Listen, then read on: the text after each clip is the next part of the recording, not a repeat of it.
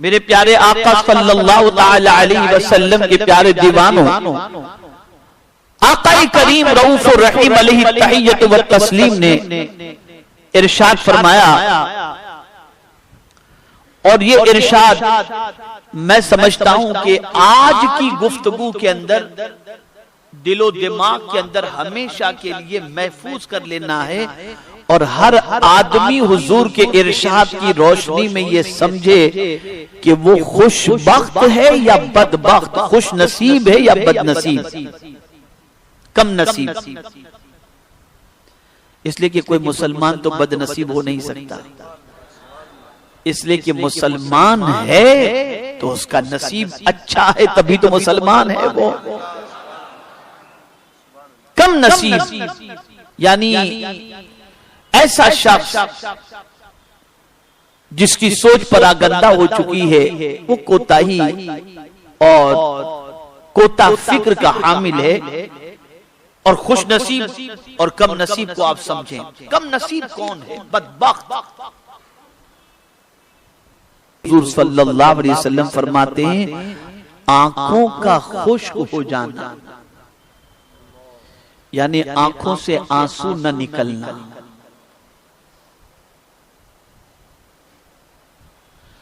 अगर किसी की पोजीशन ऐसी है कि आंखों से आंसू निकलते ही नहीं, चाहे वो किसी के गम को देखकर, चाहे किसी के दुख को देखकर, चाहे किसी की परेशानी को देखकर, चाहे खौफे खुदा की वजह से, चाहे मोहब्बत रसूल की वजह से, चाहे कुरान मुकद्दस की तिलावत की वजह से, चाहे दुआ के अंदर, चाहे एतराफ़े जुर्म की वजह से, अगर किसी शख्स की पोजीशन ऐसी है कि उसकी आंख सूख चुकी है, खुश्क हो चुकी है और आंसू निकलते ही नहीं, तो हुजूर फरमाते हैं ये अच्छी अलामत नहीं, ये बदबख्ती की अलामत है।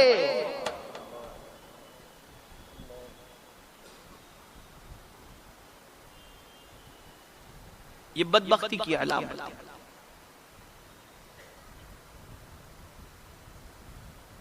और कुरान मुकद्दस में ज्यादा हंसने से रोका गया और रोने ही का हुक्म दिया गया। ज्यादा रो, फलयदहकू कलीला वलयबकू कसीरा, हंसो कम और रो ज्यादा। और ज्यादा हंसने से दिल मुर्दा हो जाता है, तो कम हंसने का हुक्म दिया गया और ज्यादा रोने का हुक्म दिया गया।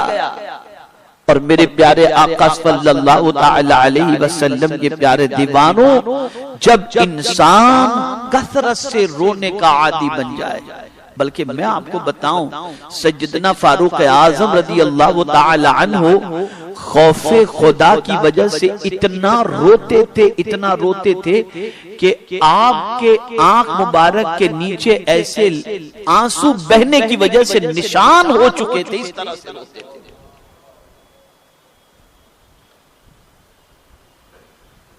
और यहां बहुत सारे लोग ये कहते नजर आते हैं, ये तो बहुत ताकतवर है यार, अपने आंसू ऐसे जल्दी निकलते नहीं। ये ताकतवर नहीं है, आप इसे ताकतवर नहीं कहते। मुझे एक साहब मिले मदीने मुनव्वरा में, और उन्होंने मुझसे कहा कि हजरत मैं क्या बताऊं, आकाई करीम सल्लल्लाहु अलैहि वसल्लम की बारगाह में हाजिर होकर सलाम पेश करता हूं, लेकिन मुझे 3-4 दिन आए हुए हो गए, मेरे आंसू निकलते ही नहीं। अब उन्हें अफसोस हो रहा था कि मेरे आंसू नहीं निकल रहे। तो मैंने उनसे कहा कि मैं आपको एक नुस्खा बताता हूं। बोले क्या नुस्खा? तो मैंने कहा नुस्खा ये है, जिस किसी वली से आप बेपनाह मोहब्बत करते हो, या आलिम से मोहब्बत करते हो, या किसी शेख से मोहब्बत करते हो, जिनका लिखा हुआ, जिनकी करामतें या जिनकी बातें आपके दिल को टच करती हो और उनसे आपको बेपनाह मोहब्बत हो ना, आप एक काम करें, हुजूर सल्लल्लाहु अलैहि वसल्लम की सुनहरी जालियों के सामने खड़े होकर उनकी तरफ से जिनसे आपको बड़ी मोहब्बत है, 12 मर्तबा हुजूर की बारगाह में उनकी तरफ से दुरूद शरीफ पेश कर दें। इंशाअल्लाहुल अज़ीम आपकी आंखों से आंसू निकलने शुरू हो जाएंगे। उसके बाद वो मिले, ये अमल किया उन्होंने, फिर उसके बाद वो कहते हैं हजरत अब अल्लाह का इतना बड़ा करम है, पहुंचते ही आंखों से आंसू जारी हो जाया करते हैं, आंसू जारी हो जाते हैं। तो आंखों का खुश्क हो जाना, आंखों से आंसू का न निकलना, ये हुजूर सल्लल्लाहु अलैहि वसल्लम के फरमान की रोशनी में बदबख्ती की अलामत है।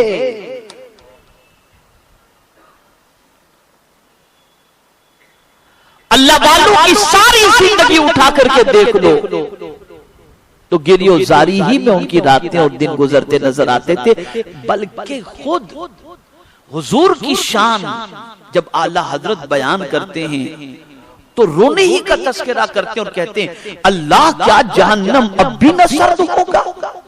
रो रो के मुस्तफा ने दरिया बहा दिए, इतना हुजूर रोए कि दरिया बह गया, इतने सरकार ने आंसू निकाले। तो रोना किसी के गम में ये हुजूर सल्लल्लाहु अलैहि वसल्लम की सुन्नत मुबारका है। अब ये जितनी भी तबाही इस वक्त मची है ना, ये लाफ्टर चैनल और ये जोक्स और लतीफे और ये सारी चीजों से आदमी सिर्फ हंसता ही रहता है, इसकी वजह से उसका दिल मुर्दा हो जाता है। तो हुजूर सल्लल्लाहु अलैहि वसल्लम ने बदबख्ती की पहली अलामत बयान फरमाई, आंखों का खुश्क हो जाना। तो रोना ना आए तो ताकतवर न समझो खुद को, रोना ना आए तो बहादुर न समझो अपने आप को, बल्कि इसे बदबख्ती तसव्वुर करो, बल्कि रोना आए ये खुशबख्तों की अलामत।